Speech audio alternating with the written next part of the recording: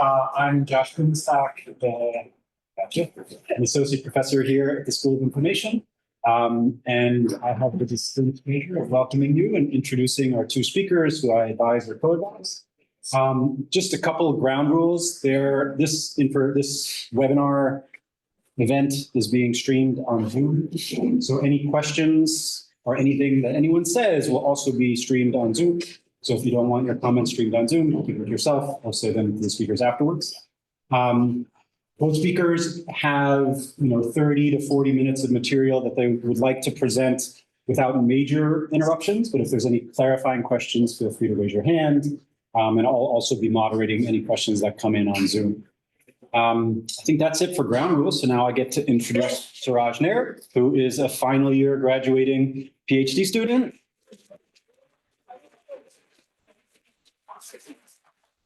So Suraj came to us from IIT Madras, where he had done undergrad and master's degrees in development studies. Since then, he has been doing really awesome work. You'll hear a lot about it, sort of looking at the socioeconomic impacts of environmental climate change. Mixes a lot of core development theory and background with really state-of-the-art advances in machine learning and data science. He's done all sorts of cool stuff. He's had 2 fellowships. You'll have to fill me. One was the DTOT, the Digital Transformation of Development Fellowship, the Simpson Fellowship.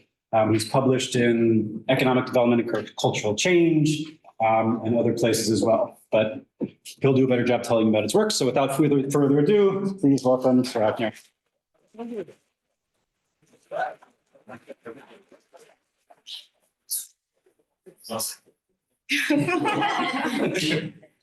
Well, okay. Hey, everyone. Welcome. I'm so glad you're all here. I'm very excited to tell you a little bit about what I've been up to for the last several years. We won't mention how many. But yeah, I'm very glad you could make it. And over the next 30 or 40 minutes, I'll tell you a little bit about my research. And I look forward to hearing your thoughts, comments, and questions. So let's jump straight in. As Josh mentioned, most of my work combines computational tools, alternative and digital data sets, with theory from economics and econometrics to study central processes of economic development. In the dissertation itself, I think a little bit about factors that influence migration patterns, human migration patterns across the world. I also think the second half of my dissertation focuses on the adoption and use of new digital technologies. I study these topics in a range of contexts across the world. The chapters thinking about technology adoption mostly look at settings in West Africa, whereas the chapters that think about migration use data from Afghanistan, or as I'll tell you in a little bit, take a more global perspective on the topic. Over the next 20 to 30 minutes, I'll talk a little bit about the kind of data I use in my work, the methods I use to measure human migration patterns across the world. I'll tell you a little bit about why I think this is important, and why this is useful. I'll spend the bulk of my talk talking about the link between climate change and migration. And I want to spend about 3 minutes at the end to thank several people without whom none of this work would have been possible. And as Josh said, please feel free to ask me clarifying questions at any point in time. But I think there'll be about 10 or 15 minutes at the end for major discussion or questions. So, let's jump straight in. I think migration is a key driver of economic growth across the world. Millions of people, especially in low-income contexts, rely on migration for their livelihoods. Over the course of the 21st century, I think we expect a number of factors to substantially alter the manner in which we move and live in this world. I'm talking about climate change, conflict, economic uncertainty. All of these things are fundamentally altering where and how people live and how the population of this world is distributed. As these factors change all of these things, there's a desperate need for policymakers to respond in real time. There's a desperate need to make effective policies that especially protect vulnerable populations and in low-income settings who might be particularly affected by all of this uncertainty. A key concern in this context is a lack of sufficient data. So there's millions of people moving across the world, but oftentimes there's very little data that tells you how these movements and displacements are being shaped in real time.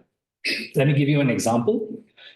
So in India, where I'm from, and which is the source of perhaps the world's largest migrant population, we last did a sample survey where we measured determinants factors of migration in 2007, 2008. That's about 20 years ago at this point, I guess.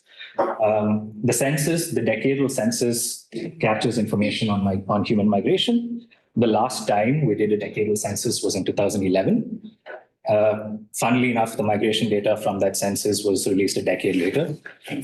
So that wasn't particularly useful in the short term. We were supposed to do a census in 2021, and that's been indefinitely delayed. The result of all of this is that we're pretty data blind about a sixth of the world's population. We know very, very little about how people are moving within India. We know very, very little about how people are moving internationally from places like India. And so this leads to a lot of problematic situations. For example, when the COVID-19 pandemic started and policymakers started imposing lockdowns, you had all of this chaos in India because of policies that were essentially made in a data blind manner that really weren't catering to the needs of the migrant population in the country. And this is not, and India has a reasonably sound statistical system. It has had a history of generally being pretty good and ahead of the curve when it comes to collecting, when it comes to gathering data on these things.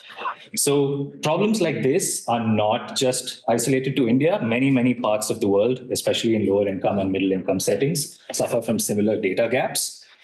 And so there's been a lot of excitement over the last decade about using alternative data sources to make up for these critical data gaps, to plug gaps in administrative statistics, to plug gaps in national statistical systems. When I say alternate data sources, I'm usually going to be referring to digital data, stuff that's generated as a byproduct of how we use our phones, how we browse the internet, and how we use our social media accounts. This graph on the left is just simply showing you that in the last 10 years, there's been this huge increase in the penetration of all of these technologies and platforms. As of February 2025, I think about 70% of the world's population owns a mobile phone and has internet access, and a slightly lower number has access to social media. And all of this data is actually being used by companies, firms across the world to target ads, to target products, to target services to all of you. There's a multi-billion-dollar industry that's leveraging the fact that all of this data can be used to learn information about where people live, how they move, how they work. So we know that this data has a lot of practical value in terms of tracking mobility patterns at an aggregate level. The challenge is, so thinking about how this data can be leveraged and applied to socioeconomic settings. This is something I spend a lot of time thinking about. This is what a lot of people who work with Josh and myself do.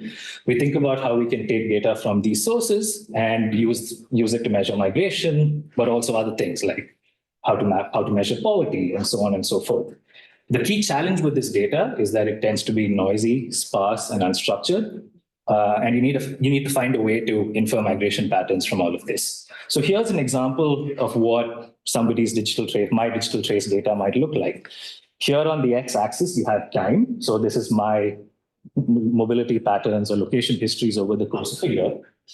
Each vertical line is a day. And this is just telling you where I've been over the course of a year across these 5 locations.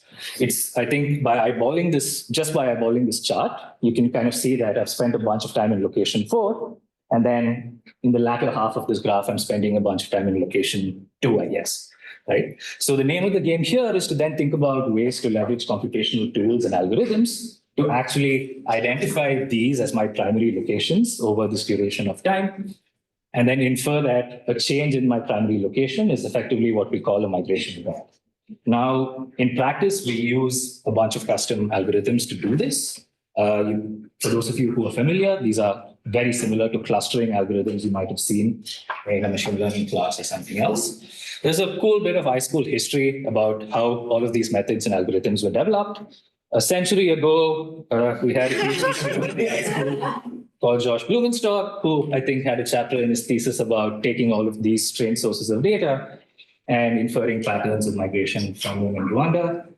More recently, a colleague and co-author, Guangwa, has kind of expanded this to a more general suite of tools.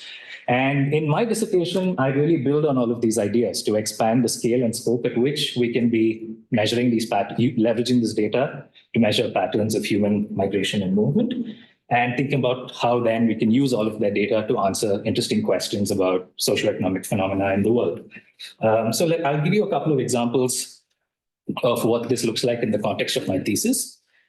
This is a data set we created over the course of the last 3 years, which uses anonymized, aggregate, de-identified social media data to measure global migration flows. I realize that the graph is not exactly clear, but I'll explain what's going on here.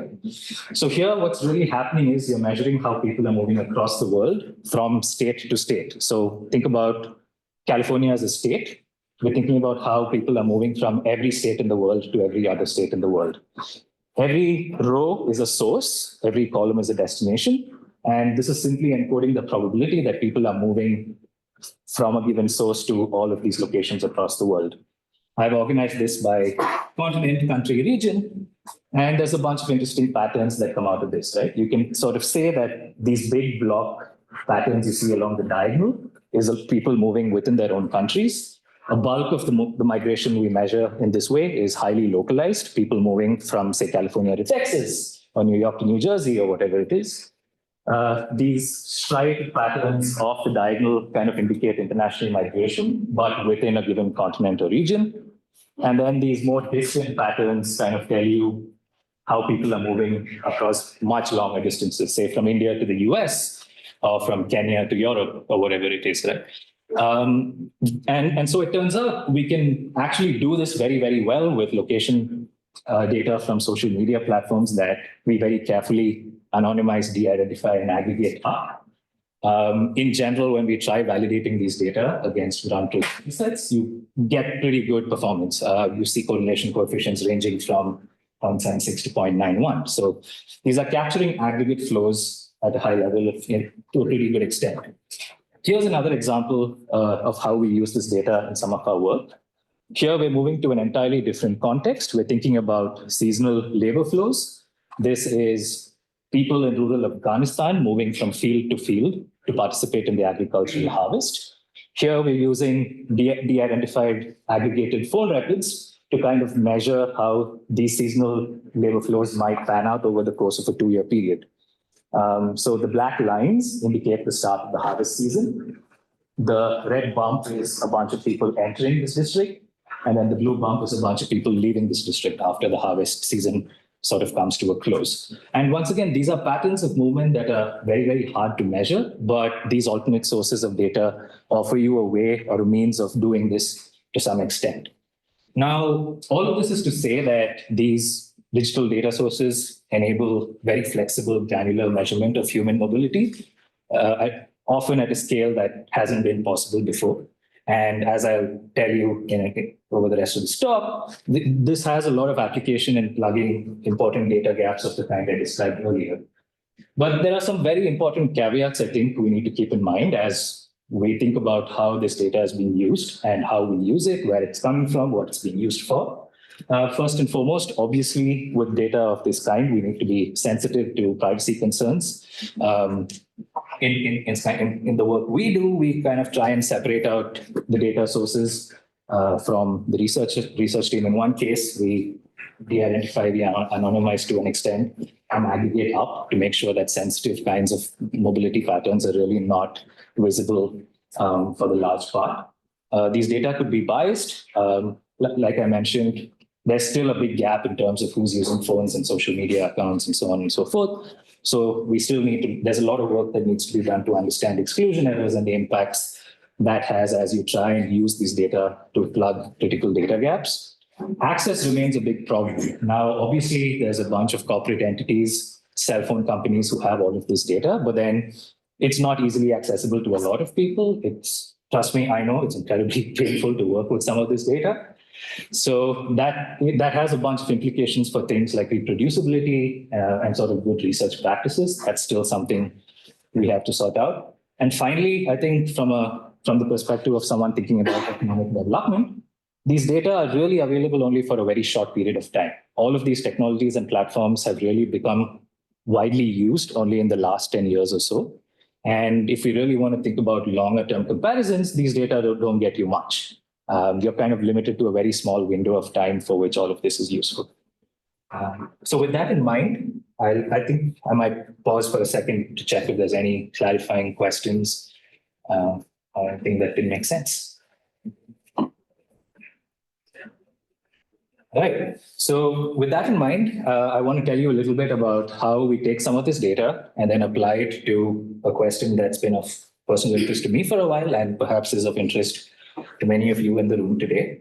I'm going to be presenting a bunch of results and findings from one of the chapters in my dissertation, which pertains to this topic about climate change and migration. Let me just jump in. Over the course of the 21st century, I think living conditions across the world are going to deteriorate substantially for large parts of the world, for large fractions of the world's population. I'm not just talking about extreme heat. There could be changes in patterns of precipitation, flooding, sea level rise, all of these things, right? So at least according to this number that we see on the slide, close to 2 billion people will be exposed to extreme heat by the end of this century, and millions more will be affected by a lot of these other factors that I just mentioned. In addition to making living conditions pretty inhospitable, one of the consequences of these kinds of changes is a decline in economic output. In the absence of mitigation, warming and other sort of changes in the climate are expected to lower economic outputs by about 25% by the end of the century. I think it's also worth highlighting that some of these places that are going to be worst affected by these kinds of changes in terms of economic output, the areas in red on the right figure, are also the places that are being worst affected by all of these climatic shocks and uncertainty. So people in these regions are particularly facing a double burden in terms of not just inhospitable living conditions, but a complete deterioration in livelihoods and their ability to make a living. Right.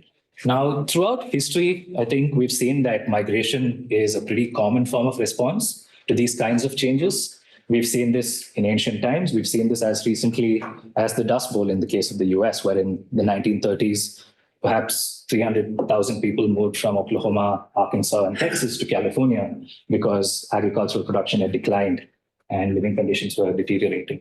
So it's entirely reasonable to expect that as all of these conditions change in the world, you're going to see a large displacement of the world's population. There's, especially in the last 5 years, there's been a huge amount of writing in popular media, which tries to think about how people are going to react to these changing environmental factors and the changing climate. And you'll see a lot of headlines like this, which tell you that there's going to be an exodus on a biblical scale. There's going to be a substantial amount of climate migration, or that the world's cities are going to be overwhelmed. While this is an entirely reasonable perception for people to have, it doesn't really match with what we know about climate change and migration. At the start of it, the link between climate and migration is pretty ambiguous. You could obviously, I think, imagine that people are going to leave their homes as economic conditions deteriorate, either in search of better opportunity or because they have no other choice. But migration is a really costly exercise. It's a very costly form of adaptation, especially if you want to move over long distances. So especially in low-income settings, in vulnerable populations, you might also actually see that people are simply unable to afford migrating because their means of production have been completely destroyed, as a result of which you'll see immobility. People might just be trapped in place even if they want to move. And you might see no migration response because of that. And finally, I think we're learning more about this in the research literature over the last few years, but people do adapt. So in places that are really affected by climate change, people might adopt new technologies. They might come up with new ways of handling these changing environmental factors, better crops, new irrigation technologies, so on and so forth. So the question really is which of these channels dominates for which populations, when and where. And unfortunately, we don't have a clear answer to this question. The research literature is not really new. There's been over 100 studies thinking about how humans might respond to environmental change and to climate change in particular. And there isn't one single compelling answer that emerges from over 100 studies on this field.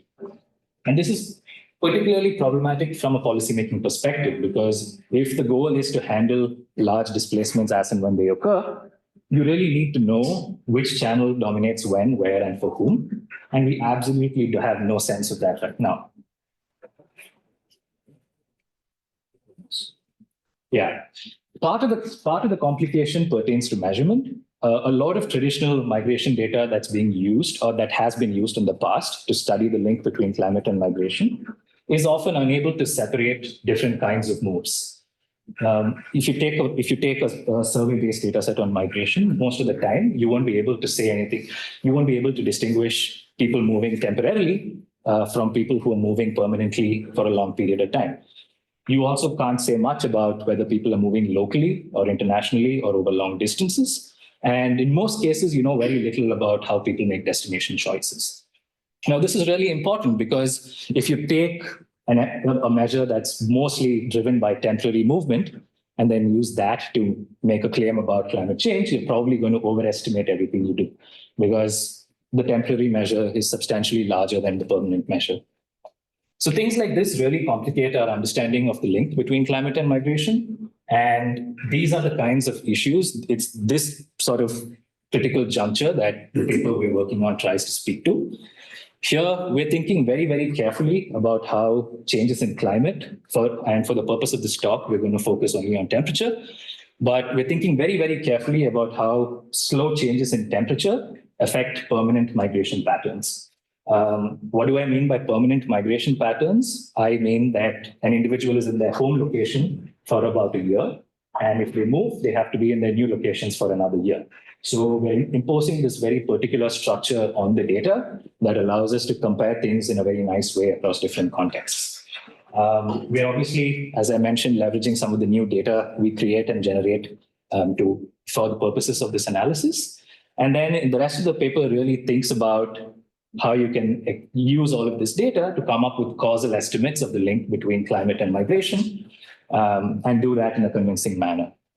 The last thing we do in this paper is, for this analysis of causal impacts, we're really using current contemporary data on migration patterns and climate. We can combine that with data describing future climate scenarios to think about how migration patterns might change in the future. And I'll explain how we do that as well. But the main reason we do that is to then try and answer the original question we had. Are there specific hotspots that generate a lot of new people who are trying to leave their home locations? Or are there potential destinations where you might see a large increase in the number of people arriving? So that's the goal for this paper. It's really trying to answer this one critical question, where can we say something about which of these, where in which parts of the world do you see increases in migration, in which parts of the world do you see decreases in migration, and whether we can sort of map out the spatial variation in that evidence. For the rest of the talk, I really want you to think about migration, two types of migration. Here, I've sort of mocked up this diagram where this thing in blue is a country, and we have internal migration where people are moving within a country, and we have longer distance moves where people are moving across countries. So I'll show you some aggregate results, but for the most part, I really want you to be thinking about this dichotomy of internal and international migration that we're going to be looking at results for. So let me tell you a little bit about how we actually go about all of this analysis. It's not easy, it's not intuitive to capture the causal effects of climate. I think climate is correlated with a bunch of other things that affect migration as well. So if you really want to get at a causal claim here, it's not obvious how you would do it. The ideal experiment would look something like this, right? You would have two identical populations, two Californias, and you would alter the climate in one. And then you could look at distributions of outcomes and attribute that to a change in climate and say that this is a causal link. Obviously, this is not possible. Not only is it unethical, it's completely insane. So you really can't do this. What we try and do in our paper is to come up with a convincing strategy to mimic this experimental design. We're going to leverage spatial variation, naturally occurring spatial variation in climate, and leverage the fact that places that are located close by are similar and are more similar than places that are far apart. And so the idea here is that we're going to take a high resolution graded data set of migration and compare migration and climate in neighboring grid cells. So we're going to look at this grid cell, which is here, and we're going to compare migration and climate to this grid cell. And we're going to repeat that process for every grid cell in our data set over the entire globe. And so the idea here is that we exploit this local variation in climate, and by comparing hopefully similar populations with slightly different climate because of naturally occurring spatial variation, we can make a reasonably coherent causal claim about the impacts of climate on migration. And then, of course, we do a bunch of robustness checks and a whole barrage of additional analysis to convince ourselves and to convince you that this all makes sense. What comes out of all of this? Well, the main thing that comes out of this is going to be a set of plots which describe the relationship between climate and migration. Here, again, like I said, I'm going to focus on temperature for the most part. And the way to read this graph is as follows. It's telling you that there's a nonlinear relationship between temperature and migration. Here on the left, this graph is downward sloping. So that implies that as cold places get warmer, you're going to see declines in migration. At the other end, on the right hand, at the right end of this graph, you see that. Oops, sorry, I lost my slides for a second. Yeah, at the right end of this graph, you can sort of see that it's upward sloping. So as warm places become increasingly hotter, you're going to see an increase in migration, or you're going to see an increase in people leaving these locations. And these vertical lines kind of indicate the average temperature of various different regions in the world. So Great Britain, for example, which is on the left over here, you could think of as a place that has a cool climate on average. And as things get warmer in Great Britain, as conditions perhaps improve, you might actually see a decrease in people moving out of that part of the world. At the same time, places like India and Nigeria are pretty hot already, average temperatures 30 degrees Celsius or so. And as these places get warmer and warmer, you're going to see a new set of excess migrants coming out of these locations. Now, that's the aggregate relationship. Our data allows us to break this down by different types of moves. We're able to look at people moving within a country, and we're able to look at people moving across borders. And you actually see very different kinds of relationships emerge. The graph on the left is telling you that as warm places get warmer, so extreme heat, focusing on the right-hand side of this graph, you actually see an upward sloping relationship between temperature and internal migration. So as warm places get hotter, you're actually going to see a lot of displacement within a given country. You actually see the opposite with international migration, which tells you that as a warm place gets hotter, you're actually going to see fewer and fewer people leave that particular region to go elsewhere, right? So the idea here is extreme heat produces a lot of local displacement, but not a lot of cross-border or international moves. And finally, we can disaggregate this even further based on level of economic development. In this case, we use a measure of HDI, or the Human Development Index, to do this. So this produces even more heterogeneity in all of these results. The main thing, perhaps, to keep in mind is these black lines, which indicate the relationship between temperature and migration for the poorest or the least developed parts of the world, end up being downward sloping on the right end over here, suggesting that as these places get warmer, you're actually going to see declines in all forms of migration. And that's sort of the summary here, right?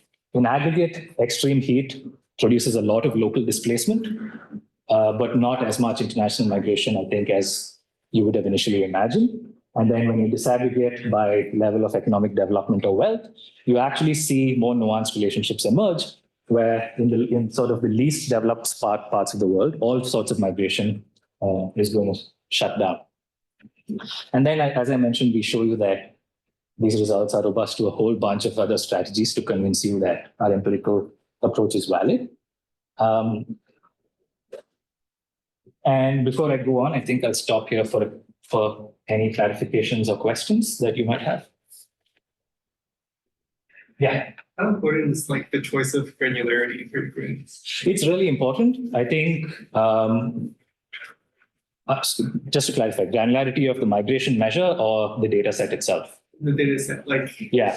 I think we sort of went with this 25-kilometer grid cell thing because it was convenient in terms of preserving privacy of perhaps sensitive kinds of moves, while still allowing us enough granularity to generate policy relevant insights. You could imagine that if you aggregate it up, you would lose a lot of heterogeneity depending on which part of the world.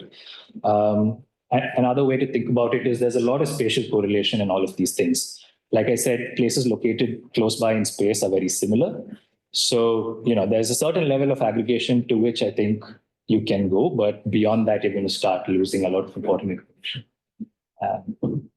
I think that's my take. We haven't done a kind of check where we try more fine-grained grid cells, mostly because it's a computationally painful thing to do. But we think, but the nice thing about our setup is we're able to run a whole bunch of robustness checks to see if results are consistent at this level. So at least internally, we have a lot of consistency. I can't tell you more about what happens if we use 50-kilometer grids, for example. But it's a great question. All right. So for the remainder of the talk, I'm going to tell you a little bit about how we take these results from our econometric analysis, which describe this causal relation between climate and migration, and how we use that to think about how things change in the future. Right. So there's a pretty standardized set of scenarios which describe how climate systems and how climatic conditions in the world might change over the course of the next century. These are mathematical models which try and encode some understanding of the Earth's climate systems. And these are put together by large groups of researchers from various universities across the world. Every 5 or 6 years, you get a new set of these models that's been updated to reflect on-ground realities about policy change, emissions that's sort of happening in the world, and a bunch of other things that are changing in real time. These data, which describe future climate scenarios, are effectively telling you what would happen under a range of different scenarios, going from the most optimistic here, where we meet all our emissions goals, where the Paris Agreement is successful, we all eat organic food and live healthily, and so on and so forth, to sort of an incredibly pessimistic worldview at the other end of the spectrum where nothing really works. I'm going to tell you what happens under a somewhat pessimistic but possible situation over here, which is called SSP 37. Under this scenario, we basically fail to meet our emissions goals over the next 100 years. Greenhouse gas emissions kind of double, I think, is what this scenario encodes, and it's not out of reason for given current trends. So what we can do is we can take one more thing I think that's useful to tell you about these models. Every scenario is a whole suite of models. So this scenario is comprised of a set of 28 models describing slightly different outcomes, all of which give you this possible range of warming in the world, going from 3 to 6 degrees. So what we can do is use the variation in these models and their predictions, combined with the uncertainty that our econometric analysis conveys, to produce a distribution of possible futures. So we take, let's think about what would happen for, say, California. So California is high HDI TSI, so we think about this yellow graph. Average temperature in California is probably 15, 20 degrees, something like that. So California has a starting point somewhere here. Now, the models in SSP 3.7 suggest that temperatures in California are going to increase by 3 to 6 degrees over the next 100 years. So that gives you some delta for California to move down this trajectory. And you can infer a change in migration patterns based on that. So it's a very simple modeling exercise we're doing that's just combining two types of uncertainty. And what that produces is for every location on the Earth's surface, a distribution like this, which tells you a whole range of possible outcomes in the future. Obviously, summarizing these distributions is hard. So I'll show you some summary statistics, mostly focusing on the median, and then I'll try and summarize over the whole distribution after that. So under that scenario, using the methods I just described, this is what migration in the world looks like in 2020 in the median scenario. Lots of information here to sort of look at and digest. Here on the left is a map summarizing how internal migration flows have changed over the next 100 years. The main thing to note is that these units are percentages, and it's relative to a baseline migration flow without climate change. So if under a business as usual scenario, or if in an ordinary situation, 100 people move from California to Texas, a 10% change is telling you that 10 additional people are now going to be moving because the world has gotten a little hotter. That's the idea here, right? But the key thing here to keep in mind is that we see all of these hotspots of internal migration emerge, a lot of which are in Central America, South America, North Africa, and South Asia. Note also a few places in the US where there's possibly increased outmigration. So what this is telling you is that these are locations from where excess migrants will be generated because the world is getting warmer, and they're going to move to other parts of their respective countries. So this block here, for instance, I think is New Mexico. That's telling you that there's perhaps a 10% change in migration flows. And so there's going to be 10 additional people from New Mexico. If you stick with my example of 100, we're going to move somewhere else in the US. The pattern for international migration looks dramatically different. You actually see a lot of blue in the world, indicating that in most places, in most regions of the world, especially wealthier regions like the US and Europe, you're seeing declines in migration. You're seeing fewer and fewer people leaving these regions as the world gets warmer. And again, there are some hotspots here still, South America, Central America, some parts of Central Asia and Southeast Asia, right? So very different outcomes depending on the type of move. You're seeing a lot of new movers, new climate migrants who are moving because of temperature, so to speak, and new stayers, regions where you're seeing declines in migration, people are not moving for a whole bunch of reasons. If we aggregate our distribution of projected outcomes, this is sort of what we get for the whole world. 70% of our simulations tell you that there's going to be a net decrease in migration in the poorest parts of the world, net decrease in both international and internal migration. And similarly, 85% of our simulations tell you that international migration declines in the wealthiest parts of the world. There's a lot of uncertainty in this particular simulation. So it looks like there's more modeling there that could be done. And in sort of the middle tertile of economic development, you're actually seeing increases in migration. So people are leaving those regions a lot more. And this is actually pretty consistent with different pieces of literature that are available and exist out there.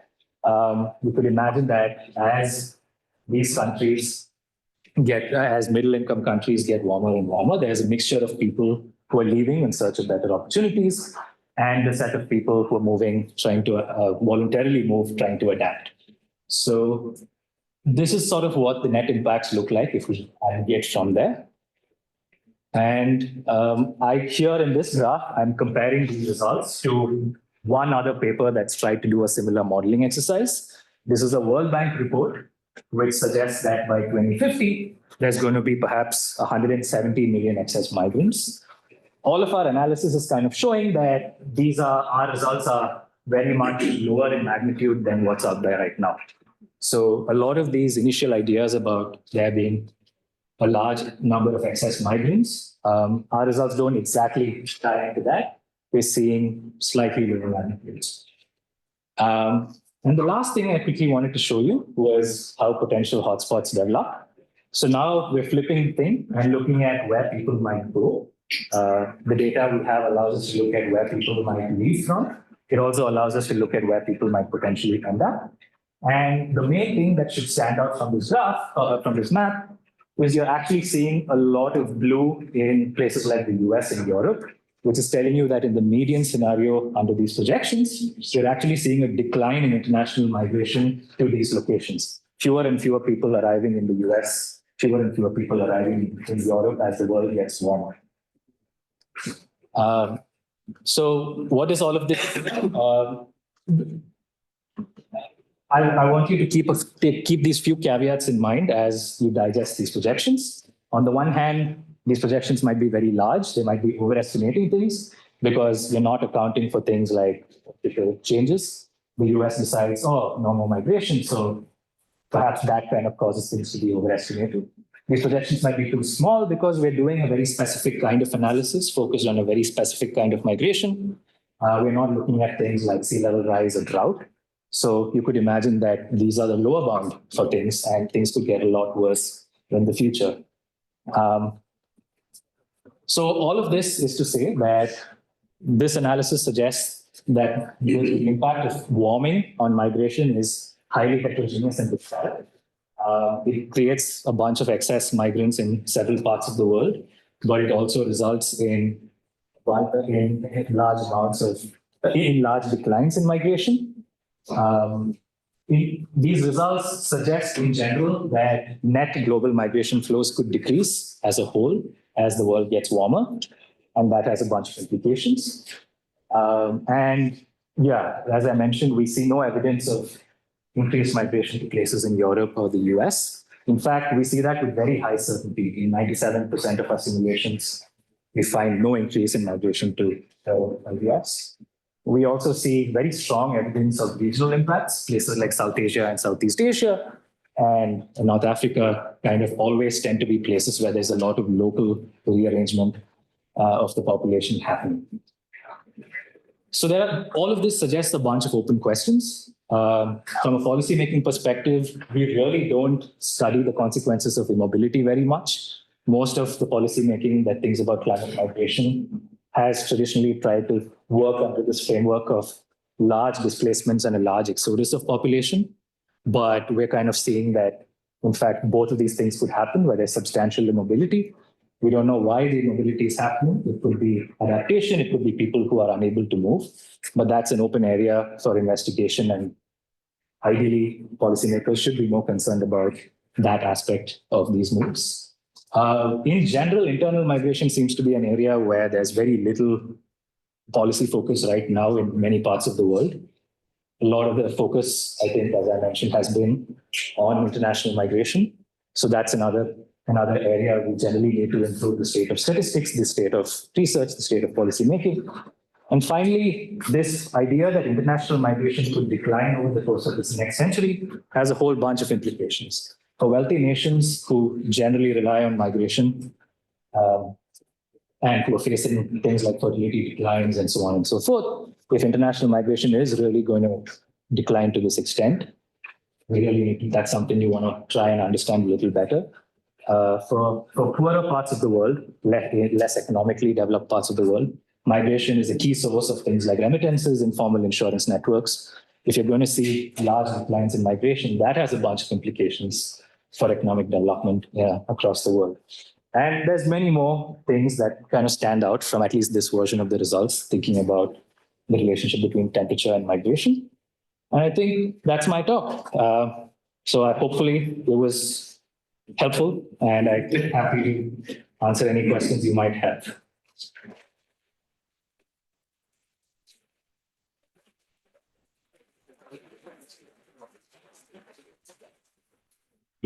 Yeah. So first of all, obviously incredible work. It's really cool to see it actually on the screen there as opposed to just talking to you about internet a little bit. But I had a question about some of the places that you probably didn't have as much fidelity. For example, Afghanistan, you mentioned was a source of data. People move obviously in detectable ways to big cities in places like that. But there's also just like large parts of that country which have absolutely no coverage whatsoever. And so I wonder, when you talk about internal migration there, what are some of your inferences about what we're doing? Especially you start thinking about, areas of that country in particular, which are seeing pretty dramatic, climate change, especially as far as temperature. So do you know much about that, or in Afghanistan in particular? Well, sure. I was thinking about I don't think this paper tells you too much about what's going on in Afghanistan, but we have a bunch of other work in that context. So I think we know a little bit. I think at least what we've seen in the last decade, till the Taliban took over Afghanistan, is that there's a large amount of seasonal internal migration that happens that's tied to the opium poppy harvest. That's rural to rural migration, where it's not people moving to big cities, it's people moving from Kandahar to, I don't know, Nanga, any of these other places that grow poppy. A lot of that is really never captured in formal data that's usually available. Afghanistan is a conflict-ridden setting, so there's very little data that can be collected. So the cell phone data that I showed you the plot earlier kind of plays a big role in trying to understand how those flows evolve. That has a link to climate change too. There's a larger conversation to be had about how poppy as a crop tends to be a little more resistant to droughts and floods and things like that, which is why it's a mainstay of the rural economy in Afghanistan. So there's a whole bunch of factors there that shape the pattern of internal migration there. In this case, I don't know if all of that is visible at this aggregate level. The other paper I talked about is aggregating up really fine-grained data. So that's why we captured it there. But maybe that gives a sense. Yes. This may be a question that's outside of the scope of the model, but it's one that's curious right now. Yeah. Migration internationally is affected by policy decisions that state actors make. What happens if international migration becomes dramatically more difficult? As far as what your model would predict, do people move more internally as a consequence? Or is it not a consequence? So right now, everything that I'm showing you assumes that political conditions stay unchanged. It's a big assumption to make. So I did have an initial idea where we take our big migration matrix and sort of say, all right, the US stops migration, so let's reallocate everything in some other way. It feels super speculative, which is why I didn't do it. So for the time being, everything kind of assumes that conditions stay as it is. On average. On average. But you could imagine that if, for example, the US decided that there's going to be we're just going to shut down migration.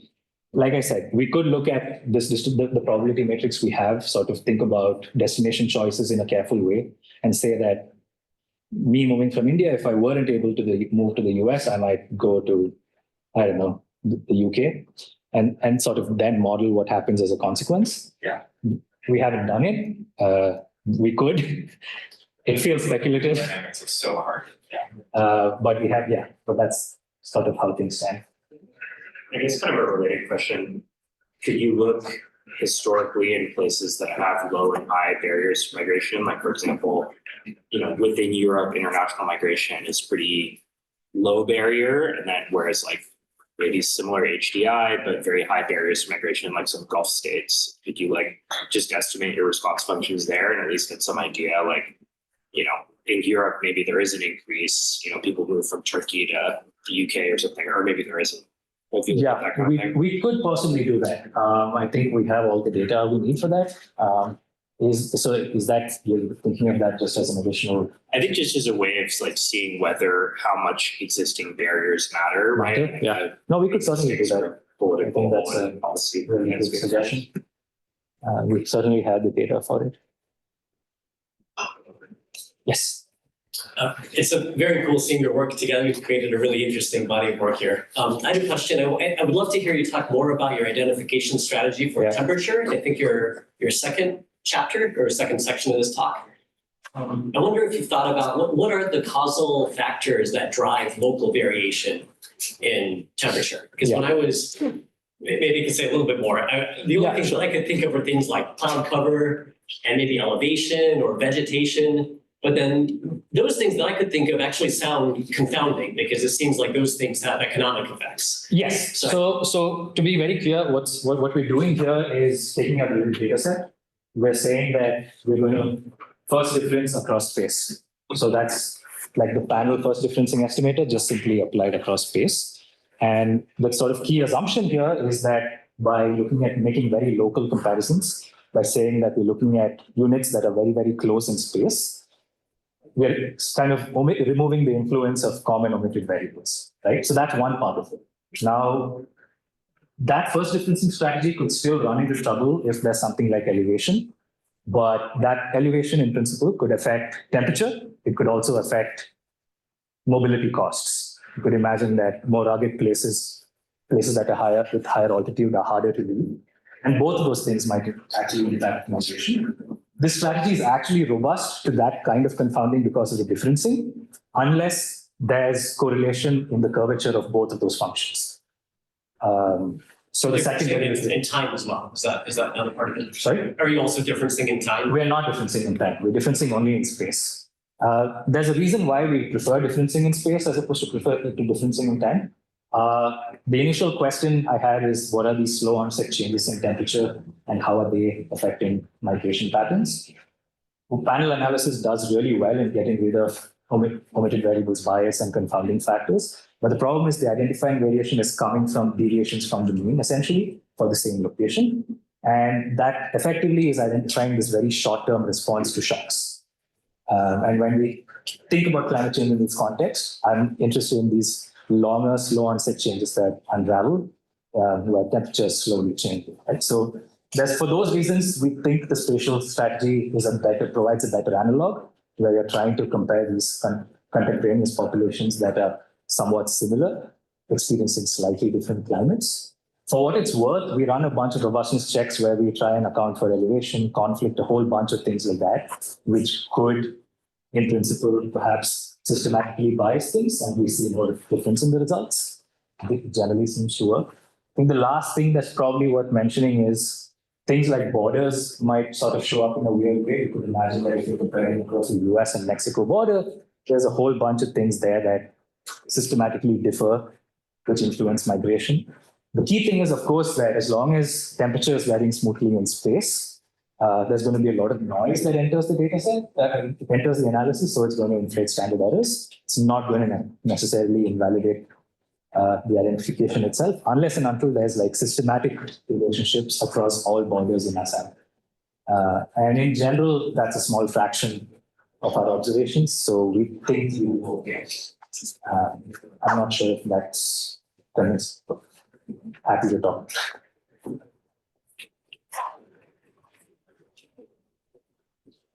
All right, one last round of that.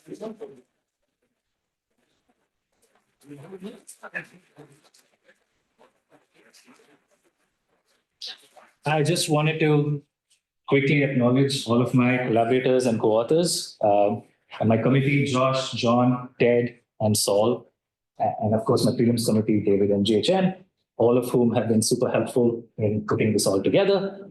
I'm very fortunate to work with a fantastic set of co-authors. I'm very grateful to them for all of their insight and feedback and support. And of course, thank you to various research partners, collaborators, and funders. Special shout out to Inessa and everyone at the iSchool, especially the IT team who have troubled to no end with my crazy data ideas.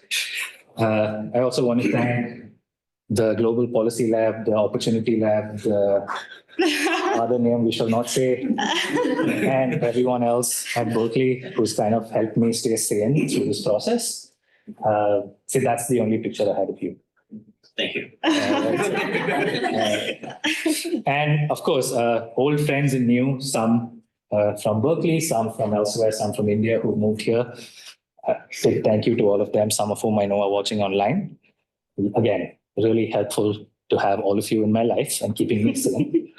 And I finally just want to thank my family and Sam, who's put up with most of my nonsense. Great. So next up, we have Zoe Kahn. So Zoe came to us with an undergrad degree in sociology from NYU, and initially began her career as a PhD student at the iSchool working with Jenna Burrell, who is online. Hi, Jenna. And really has like a firm foundation in qualitative interpretivist methods. And some of her early work was involved in doing more like ethnographic work on rural farming communities in the United States. And then I actually got to know Zoe. So now I co-advise Zoe, and she's part of my lab, which is more focused on machine learning and development, similar to what Suraj presented. I got to know Zoe during her second or third year. She took my applied machine learning class as like a sociologist, interpretive ethnographer, but like aced the class. This is in the era before ChatGPT when you. Thanks to Suraj. And since then has done really fantastic work straddling this intersection of responsible AI, applications of machine learning, some of which she's going to talk about, data and privacy, along with more ethnographic qualitative methods.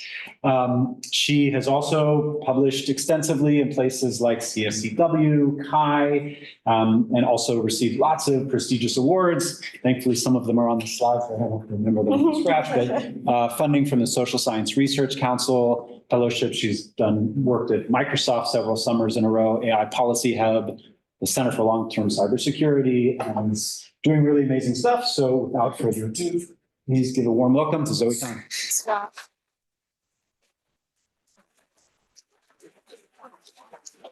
Thank you, Josh. And it's really such a delight to be here and such a delight to be able to follow Suraj's talk. Suraj and I have been through a lot together the last several years and have really supported each other. And so it feels really special to be able to kind of celebrate together in this moment. So like Suraj, I'm going to plan to talk for about 40 minutes and then we'll have kind of a broader conversation at the end. If you have clarifying questions, please feel free to interrupt, but otherwise, more substantive questions we can leave for the end. So the title of my talk is Towards Global Tech Ethics, and I'll be talking about public participation and human values in rural Togo. But before I sort of dig into the research that I did, I wanted to motivate my dissertation and kind of my PhD experience a bit more broadly. So I grew up alongside of the internet, and when I was growing up, there was a lot of promise and optimism for how the internet was going to enable all of these wonderful things. And anytime people sort of mentioned that there might be these concerns, like maybe we should be worried about privacy, or is this really what we would want? It kind of like got the side eye. Like people were sort of like, whoa, that's weird. And this, has really changed, I think. This last holiday, I was really struck when I went to coffee shops and I was sort of eavesdropping on families as they're getting together and, gathering over the holidays. And people are talking about like, how is ChatGPT going to fundamentally change education? Or I'm working as a lawyer, and what does it mean that there's this whole new technology? And I live in a bit of a tech bubble, but I think that there's this really broad public conversation and public reckoning right now that's been happening around what is the impact that technologies are having and what do we want them to have in our worlds. And so, we're seeing news articles where people are worried about the environmental impacts of AI or the ways that social media might be addictive and causing this anxious generation, or looking ahead to new technologies like humanoid robots and thinking about how are we going to teach them to be ethical if we're thinking about that they might take care of our children. And so in many ways, this was sort of the public conversation that I was entering grad school around and became really interested in. And this field of tech ethics that is thinking about like, how do we design new technologies in ways that are minimizing harms and really supporting the worlds that people want to live in. And I kind of a footnote here, the little asterisk is I'm using this word tech ethics really to kind of plug into this broad public discourse, but I'm using the word more in the sense of like human values and design, or a bit more broadly than just thinking about sort of the philosophical conversation that's been happening around tech ethics. And so for me, when I use the word tech ethics, what I've really been thinking about here is, first, like what worlds do we want to live in? And what is the role of digital technologies or not in those worlds? How are those worlds, how do they differ across social, political, and cultural contexts? And then what is the role of the public or all of us in shaping those visions and those worlds? And when I started graduate school, I started in this space and kind of doing this work in tech ethics. And I started to notice that a lot of this work was coming from what I would call the global north. And so this is a figure from a paper that was published in 2023 that looked at 200 AI governance documents and the countries that they came from. And what you can see here is that large parts of the world are not represented. And this seemed troubling to me for a couple of reasons. In part because one of the things that I also noticed is that this work on tech ethics tends to center an important set of values, but a relatively narrow set of values, right? Like we hear a lot about privacy or fairness, accountability, explainability, transparency, safety. But I started, as I was in graduate school, I started learning all about the ways in which norms and values differ across country, across culture, across contexts. And this really raised for me kind of two big problems. So the first problem that stood out to me is that many of these values that are very well studied might look different in different countries or in different cultures, right? So for example, if we take the value of safety, for example, imagine if we think about a child telling a humanoid robot a secret, and maybe a child tells this humanoid robot that it has a crush on someone that's of the same gender. Now, imagine that humanoid robot tells that secret to the child's parent. In one family, that might be totally fine, right? And in another family, potentially in a different country, that could put the child at risk, and it could also put the family at risk. So if we don't understand how values like safety might look different across different times and different cultures, we could really actually put people at harm. Or it could also be that other values are really important to people that are largely invisible to the tech ethics community right now.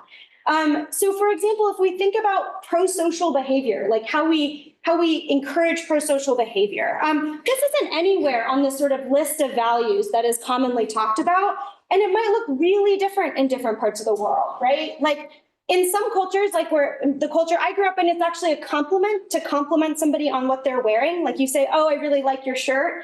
And that's a way of building rapport with a person. And my understanding is that in other cultures, that actually creates an obligation where that person now has to give you that item. And so the exact same behavior could be very different in different cultures and in different contexts. And so this really led me to my dissertation, where I was conducting research in rural Togo around the use of digital technologies in international aid programs. And so my work is sort of beginning to expand this field of tech ethics.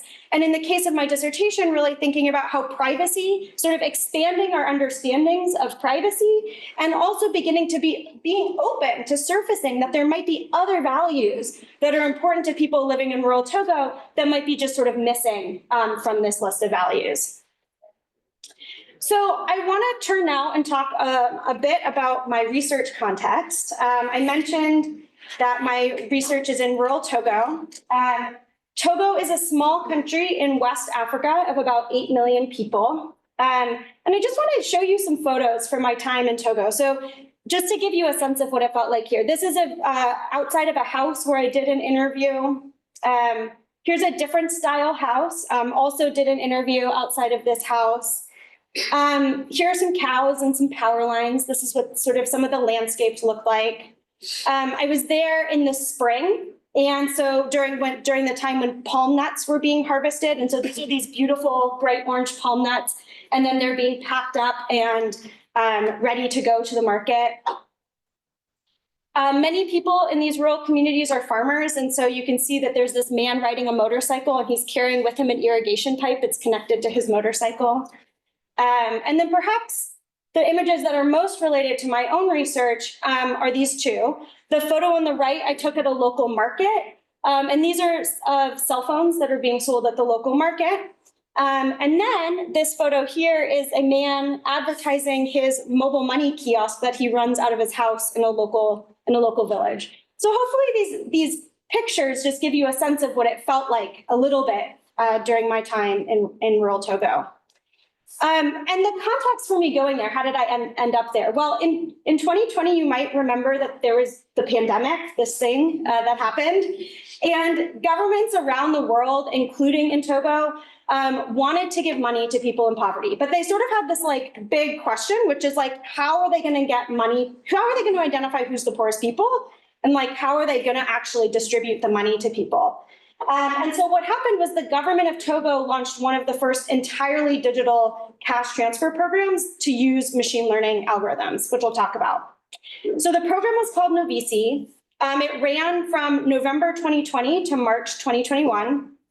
And the goal of the program was to provide unconditional cash transfers to the poorest people in the country. And so you can think about this as being like pretty similar in many ways to the stimulus checks in the US. So money was given with no conditions. So, right, you didn't have to like go to school to get money. You didn't have to spend it on a particular set of items. People just received money and they could do whatever they wanted with that money. In this particular program, there were 2 bi-monthly cash transfers for 3 months, each with like slightly more money going to women than to men. But for our purposes, there are sort of 3 key differences between the Novisi program and then the stimulus checks in the US, which I just want to kind of highlight for us. So first, in the US, the government used tax returns to identify who would be eligible to receive a cash transfer. And so they or to receive a stimulus check. But in Togo, they don't have a registry of everyone who is in the country, let alone any sort of like record of who is the poorest. And because this was the pandemic, it like really was not feasible to send out a bunch of survey workers to go around house to house and try and survey people. And so what the government of Togo did is they called up Josh and Emily. And Emily Aiken, who I should say is a wonderful collaborator and also a postdoc right now at CMU Kigali, and will be starting a faculty position at UCSD in the fall. But they contacted Josh and Emily, who really, for the first time ever, trained machine learning models using satellite data and mobile phone data to identify the poorest regions in the country and then identify the poorest individuals within those regions, with the intuition being that people who are placing international phone calls are probably wealthier than people who aren't. As one example. And then the other kind of key difference between the Novisi program and the stimulus checks is that the entire program took place digitally on a mobile phone. And so just to make this all like a little bit more concrete, and we're going to kind of complicate this picture at the end of the talk, but this was really how Novisi envisioned that people would access benefits. So a person might learn about the Novisi program on the radio. They would then pull out their mobile phone, including like these basic feature phones, so you didn't require having a smartphone, and they would pull out their phone and they would register for the program using like a USSD platform. They would then receive a text message that told them if they were eligible for this program or not, and that their eligibility was based on this machine learning model that Josh and Emily were responsible for developing. And then if they received money, if they were indeed eligible to receive money, they would receive money directly to a mobile money account, which is sort of like equivalent to Venmo or PayPal. And this whole process could, in theory, take place in like a matter of minutes, right? Somebody could learn about the program and then they could basically receive money in several minutes. And so it was really quite innovative. And previously, like I really want to highlight how novel this program was in a lot of ways, right? Like previously, these programs had a human aid worker. And so to get out money, a person had to go to every single household, tell them about the program, conduct some sort of survey to identify the poorest households, then distribute the money in person to people, and which is really quite time intensive and also quite costly, especially when you're thinking about doing this in very, very rural communities in Togo. And so the program was so novel that Josh and Emily's work actually made the cover of Nature in 2022. And in many ways, sort of my involvement in this work and in this project is in some ways sort of like an iSchool cover story in some ways, in the sense that I was, as Josh mentioned at the beginning of the talk, I was trained by Jenna Burrell doing qualitative research. This really began with conversations with Nitin, with Emily, and with Josh as they were working on this program and starting to think about like, well, what are people's experience with this program, right? Like, this is what it looks like in its ideal form, but like, what are people's experience and what sorts of social or ethical implications might be arising? And that really kickstarted my involvement in this work. So now with sort of the Novici program in Togo as our backdrop, I want to talk about some of the methods in my dissertation. And in particular, what I want to highlight here is a new method that I developed, which we're going to return to in section 3. And I'm excited about it. I didn't intend to create new methods in this dissertation. And it was actually one of the most fun parts and really rewarding. So I'm excited to share it with you all today.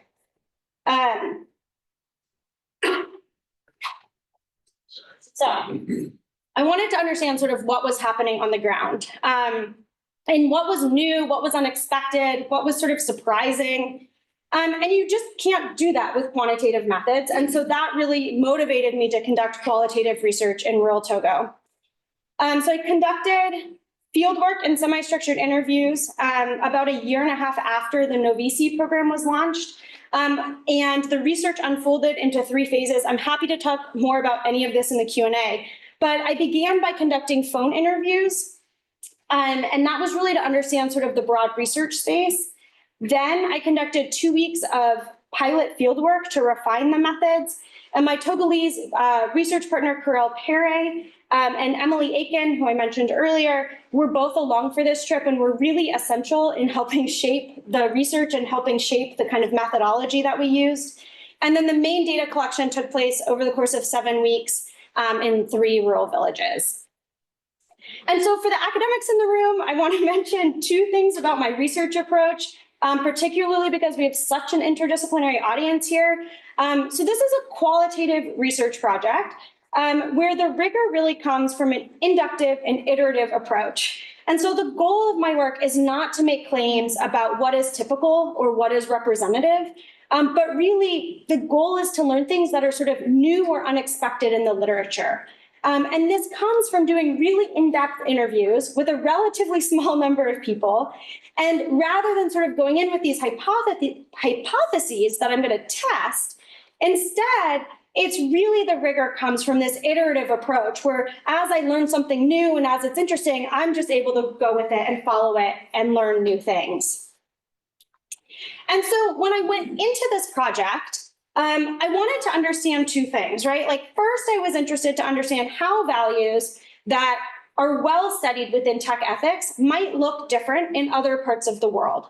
And essentially here, what I was interested in is like there are whole debates taking place around privacy, and people in rural villages aren't able to participate in those debates. And so I wanted to provide people in rural villages whose data was used in this program with the ability to kind of weigh in on this conversation that was taking place. And then second, I wanted to be really open to the fact that people in rural Togo may have a set of concerns that are really not represented within the current literature on tech ethics. And then to do this work really hinges on people understanding phone data. But this is what phone data looks like in its raw form. And probably, I mean, I know many of you work with phone data, so this actually means something to you. For many of us in the room, this may mean less to us. And so the kind of, when I started doing this work and I was conducting these phone interviews with people, I would ask people like, how sensitive is phone data to you? And they would be like, I have no idea. Like, I have no idea what phone data is. I have no idea like how the government could use that data. I have no idea how they could misuse that data. Like, I don't know. And so what I really had to think about was like, how was I going to communicate about phone data in a way that could do 3 things, right? Like I needed a method that would allow participants to understand phone data. So I needed to describe phone data. I needed to provide participants with some intuition for how that data could be predictive of things like poverty or religiosity. And then third, I needed a method that would be accessible to my participants in rural Togo, many of whom had limited formal education, varying levels of literacy.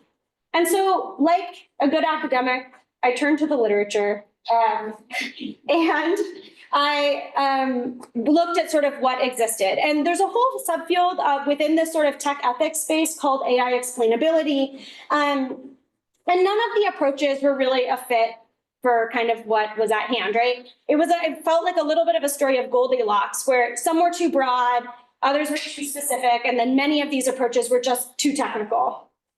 And then there were some more creative approaches that were emerging that were trying to think about sort of like, how do we methodologically engage stakeholders in people who don't have technical knowledge? But these were often sort of less about explainability and more about sort of enabling people to surface these sorts of failures. And so this led me to develop these really simple visuals.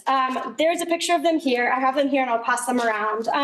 But even at a glance, what I think you can see is just how different these methods are and how different they look from the methods that I showed you on the previous slide. I'll pass them around in case people want to like take them out. These are like the exact ones I've used with me in Togo, which is kind of fun. But just to give you a sense of how I use them in an interview, what I would basically tell people is I'd be like, okay, well, I'm too short for this, but imagine that the green person is me. Yeah, it's okay. Imagine that's me. Imagine that's my phone. Imagine that's my SIM card. Imagine that's you, your phone, and your SIM card. Imagine I call you. There's a record that shows that I called you. There's a record of the time of day when that phone call took place, if it happened in the morning, the afternoon, the evening, or at night. There's a record of the duration of that phone call, like if it lasted for a minute or an hour. But there's no record of what we talked about. And then anytime you use your mobile phone, there is a record of the cell phone tower that was closest to you. So if we're up here in this village and we place a phone call, let's say, that record is associated with this cell phone tower. And there's no record of the exact village that we're located in or that we're in under this mango tree, but there is a record of the closest cell phone tower. And so if we're here and now we move down to the capital of Lomé, which is down here, and we place a phone call, now the record would be associated with this cell phone tower. So that's a little bit just to give you a sense of how I would use these visuals during an interview. And obviously I would pick them up and move them around. But what I want to do now is talk a little bit about what I think made these visuals so successful in interviews. And really I have to give a big thank you to my research collaborator in Togo, Karel Perrin, who may be on the call right now, but I think it's quite late in Togo. She really helped make sure that we use local imagery. So for example, we use these images of basic feature phones, not smartphones, because these are the devices that people in rural villages are using. This is the map that is taught in schools in Togo. And so if people had seen a map, this is likely the map that they would have been familiar with. And then just to give you a sense of like what it felt like to use these visuals in practice during interviews, here are just a bunch of different images. I think you can see that they're really durable. They're low tech. You can see participants are pointing to the images. They're picking them up. They're configuring them in different ways. So it wasn't just a tool for me to explain to participants about data. They were also a tool for participants to explain their own ideas to me. And then one of the things that's been especially neat to see here is I mentioned that when I started talking about these methods that I didn't actually go into my dissertation intending to create new methods, but it's been really fun. And one of the things that's been really neat is to see their uptake. And so the international NGO Give Directly has adapted and used these methods in urban Malawi to help inform how they are going to explain their use of mobile phone data and machine learning in an upcoming cash transfer program. So it's been really interesting to see their sort of uptake and applicability. So now what I want to do is turn to talk about how these visuals were used to study data privacy. So in this part of the talk, we're going to sort of focus on the privacy concerns of people in rural Togo related to phone data. And again, so I started this work and I was interested in sort of what are the sort of social and ethical implications of using phone data. And I went to the literature and I was seeing the ways in which sort of like all of this data was enabling a lot of new opportunities, like much of the work that Suraj was kind of talking about earlier, but also that it was raising new privacy concerns. And when I went to the literature, I saw these concerns that were being raised around consent, that it can be really hard to obtain meaningful consent to use someone's phone data. Surveillance, there were real concerns about how governments and corporations could use this data to surveil populations. technical data privacy, that it's actually really hard to truly anonymize this data. And then concerns around compliance with privacy laws, that in many places phone data sort of lies in this gray area with regards to current regulation. But what I noticed is that a lot of this work was taking place from people with domain expertise, or people who had some sort of training or professionalization in a particular domain, be that data science or legal studies or privacy.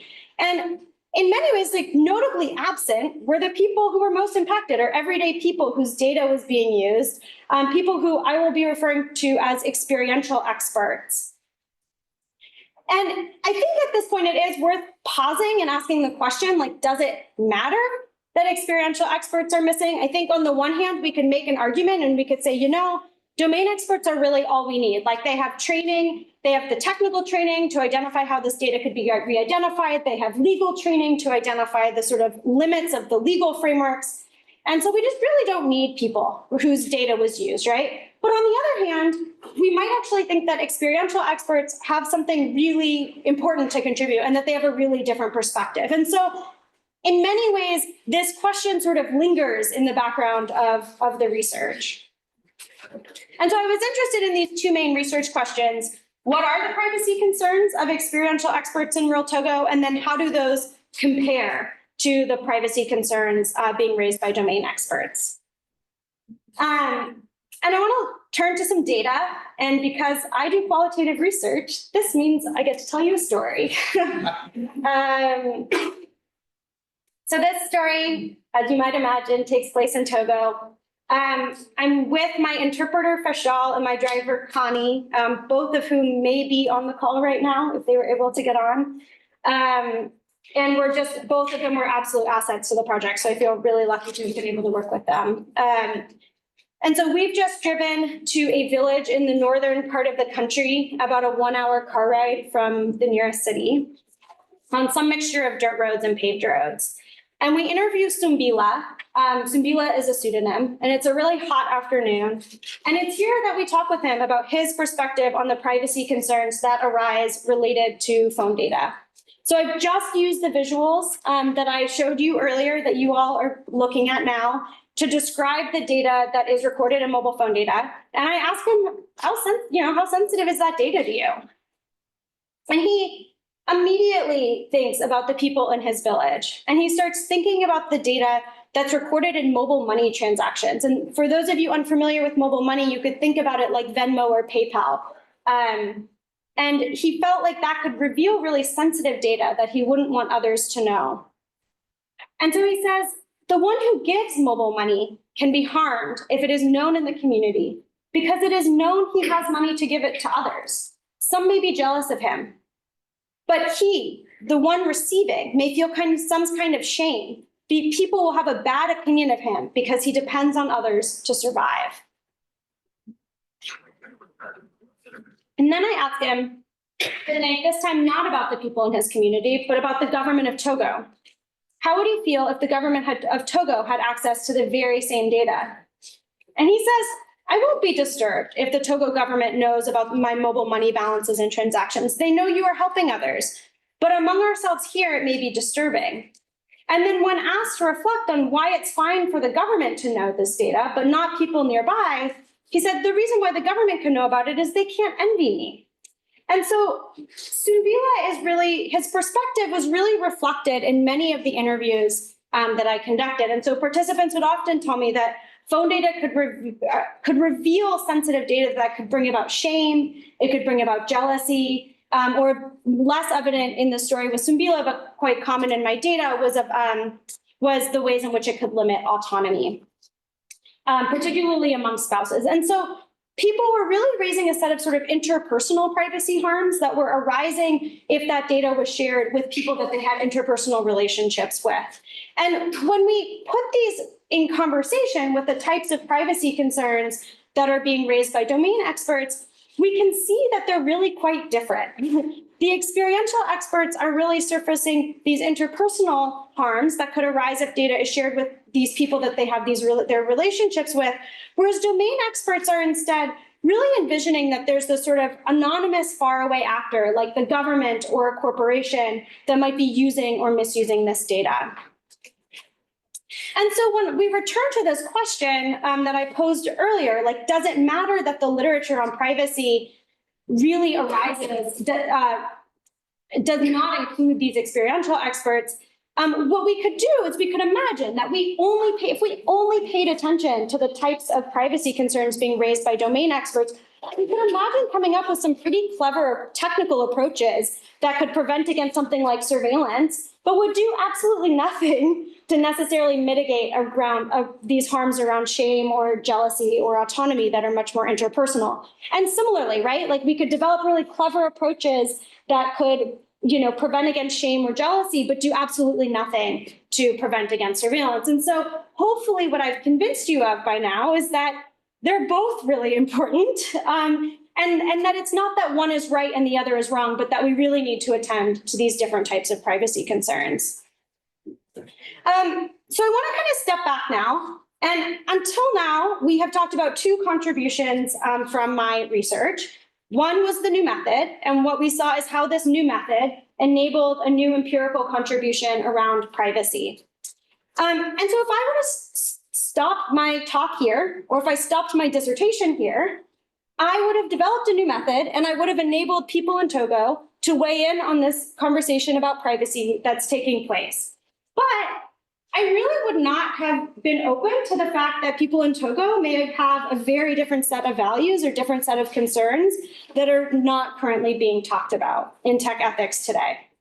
And so this is the second part of the talk that I want to talk to you about today, which is really my work to identify other values that are important that may not be part of the conversation today. Okay, so you might recall this slide from earlier. This slide shows sort of the process that people go through to use and access the Novisi program on their phone.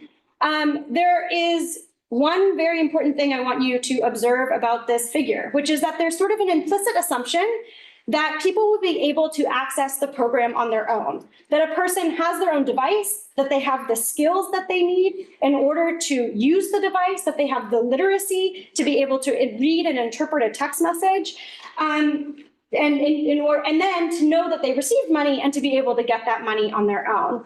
And what I want to do now is tell a story that begins to kind of complicate this picture. So it was another very hot day, as many days in Togo were, when I interviewed a well-educated 30-year-old man about his experience with the Novisi program. And he kind of launched into this story, and he told me that he helped over 500 people register for the Novisi program. And I asked him, like, how, he was basically telling me, like, the problem with it was what happened for people who weren't literate. Like, and it wasn't just literacy, it was also digital literacy. Like, some people knew how to read and write, but didn't have digital literacy skills, or they had all of the skills and they just weren't confident in their skills. Like, it felt like a really high stakes decision or moment, and they just didn't trust their own skills. And so they went to him for help. I asked him, like, how did he feel sort of being in this role? And he talked about it in this really mixed way. He said, like, on the one hand, he felt like a hero. Like, it was this kind of amazing moment where he had gone to school, he had gotten all of this education, and he was really able to help all of these people in his community during this really particularly hard time. But on the other hand, he felt a lot of emotional pain because he had to tell people that they didn't receive a cash transfer. And that was just personally really hard for him. And then sometimes he would be accused of stealing. And he had no way to kind of prove to people or demonstrate or convince them that he hadn't actually stolen the money.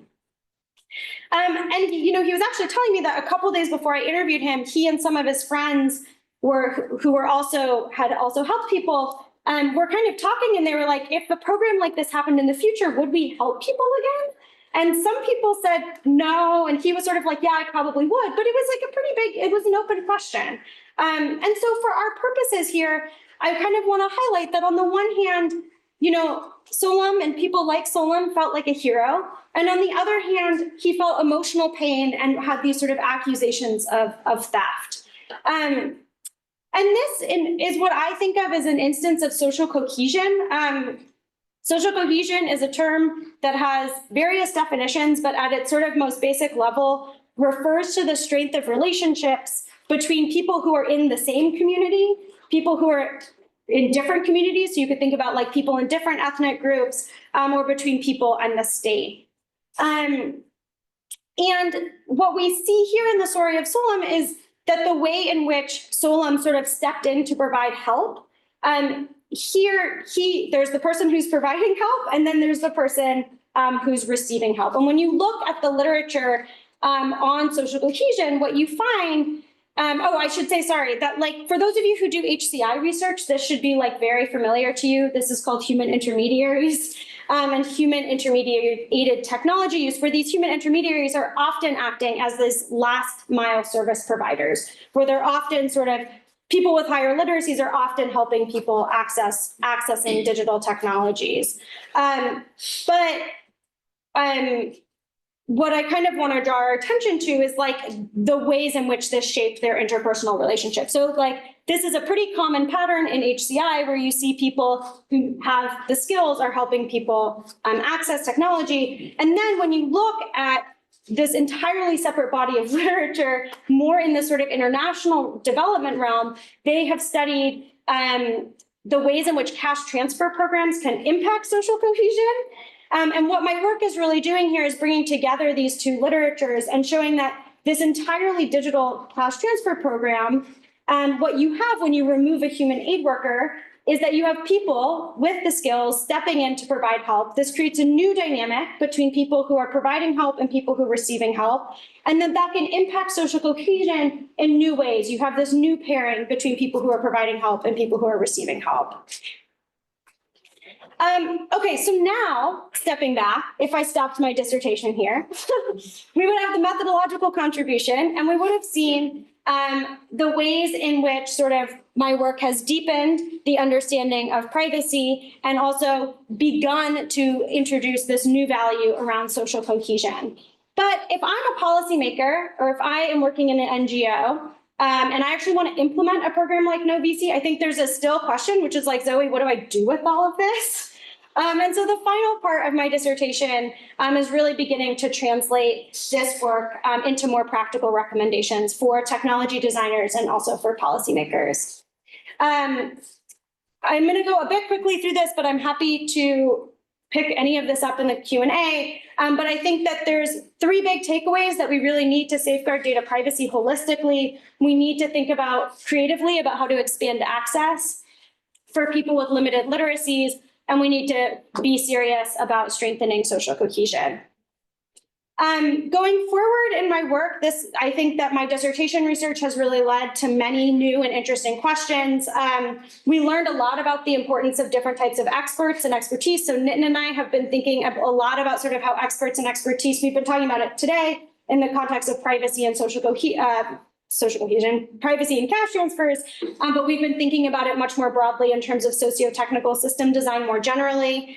Emily Aiken and I have a project with the Black Sash, which is a civil society organization in South Africa, thinking more broadly about how they should advocate, how they should advocate the government of South Africa to support people with limited literacy as these cash transfer programs are increasingly digital. And then a project with Josh and Emily thinking about how to evaluate digital communication channels. So I just want to conclude and just kind of point out that my dissertation makes these three types of contributions: methodological contributions, empirical contributions, and implications for design. And yeah, I think now I want to turn and thank all of the people who made this research possible. So first, I just really want to thank my Togo-based research team, many of whom are on the call today: Karel, Fishal, Richard, and Connie, for making this work possible. My colleagues at Berkeley, Josh, Emily, and Nitin, who are co-authors on the work about privacy, and absolutely incredible colleagues and very interdisciplinary. To the many other people I've had the opportunity to collaborate with over my PhD, I especially want to thank Mickey Borbaranu, Nathan Fryer, Daniel Escapa, and Adelaide Azu at Microsoft for 4 really incredible summers It really enriched my time during my PhD to intern at Microsoft. My research would not have been possible without financial support from the AI Policy Hub, from Ceres, SIGA, and SSRC, and also partnerships with the government of Togo and Give Directly. And my dissertation committee. I have been really fortunate to have a truly wonderful set of advisors. And my committee feels like a committee in its truest sense. It reminds me a bit like how you have a group of friends and you go to different friends for different purposes. And that's how I feel about my committee. So Jenna has really made sure that my qualitative methods are rock solid. Josh, you have made sure that I am constructive and not just critical. I really appreciate that. Morgan has modeled how to be a really kind, compassionate, and dedicated mentor and teacher.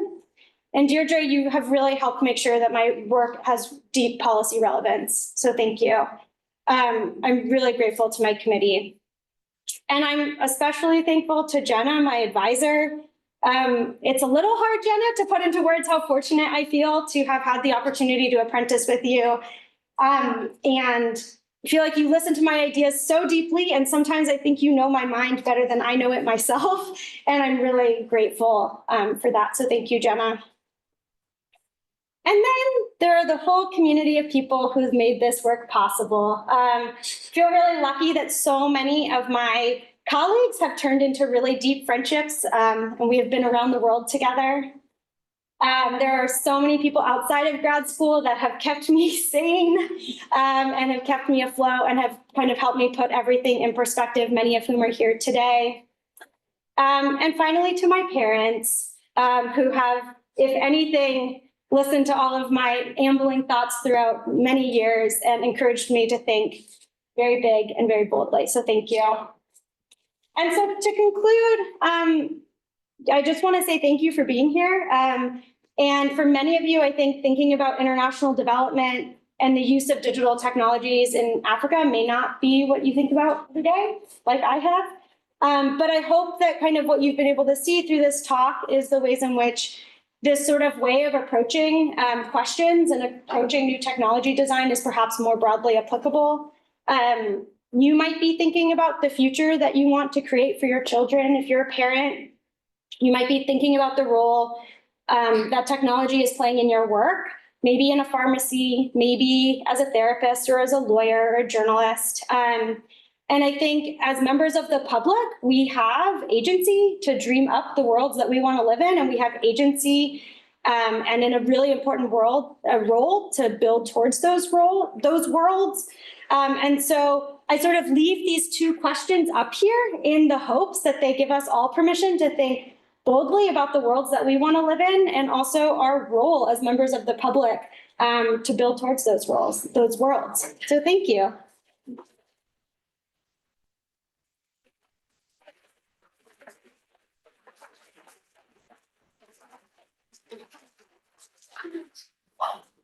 And we have like 5 minutes for questions, and then we're going to Kamal and there's happy hour. So we're really excited about that.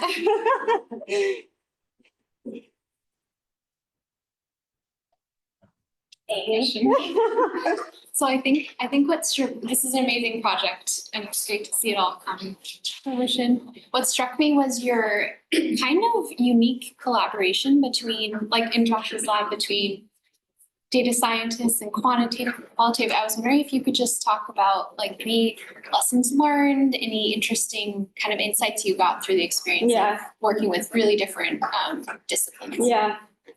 I think that's been honestly like one of the most fun parts of the PhD program, has really like working together and like going out. I mean, like many people in the lab I have gone out to coffee or drinks with and spent hours hashing out new ideas, and I will use a word and they will use a word and we use it in completely different ways. And so that's been really interesting.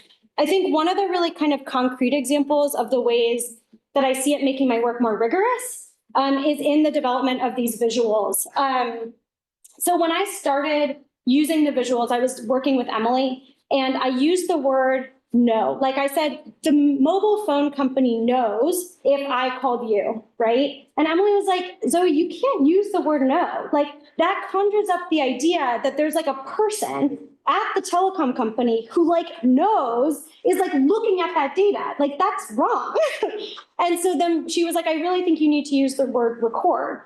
And I think that's like an example of the ways in which like, because there's a record that shows this, right? And I think that's an example of like the ways in which it was so important, because she's helping me make sure that my description and the way that I'm communicating information to participants is technically accurate. In a way in which, given that I don't work with the data, I may kind of overlook that type of nuance. And so I think it was like both very fruitful from kind of an intellectual perspective, and then I think also has really helped make the work a lot more rigorous. And so it's been great. Simone. Josh mentioned that early in your PhD you were working in among US farmer communities. Yeah. Right? So I wonder if you could tell us a bit about your findings in Togo relative to the US. Great question. I think one of the most interesting things actually from that research, that was research I did with Jenna, which was a really amazing experience actually early in my PhD to be able to do field work. Jenna and I spent like a week together on the coast of Mendocino County, and then I think like a week or two together doing ethnographic field work in Central Oregon. And so I learned a ton from just watching her in the field. So I want to say that. And then one of the most things that I've been thinking a lot about is like the whole framing of this talk was as if that like there's all this work that takes place in the global north, and this problem that there's no work in the global south, as if these like are two completely different places, like as if there's no commonality, right? And I think really what I find, I would kind of challenge this is actually in the conclusion of my dissertation, is really trying to kind of challenge that and to suggest that this may not be so different after all. And the work that I did with Jenna, one of the things that we find is that many men in rural communities eschew using the internet. Like they say, like, we don't want to use the internet. And instead they prefer that women or their wives use the internet for them or on their behalf. And that is a form of human intermediated technology use, which is not so dissimilar from the exact pattern and the exact theme that I was finding in rural Togo. And so part of what I would really argue is that this sort of binary distinction between like global north and global south is it is useful, but we need to be really careful. And I think we need to be doing a lot more work in different places in the US, in different places in Europe, in the global north, and also in the global south as well. So I've been thinking a lot about sort of how there's maybe more similarities across difference than we might think.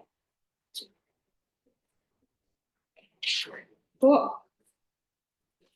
Yeah. I have a layperson's question. Amazing. So the whole idea of using cell phones to distribute money made me think about how pervasive are cell phones and how realistic is it to have the government provide the cell phones, 8 million of them? Yeah.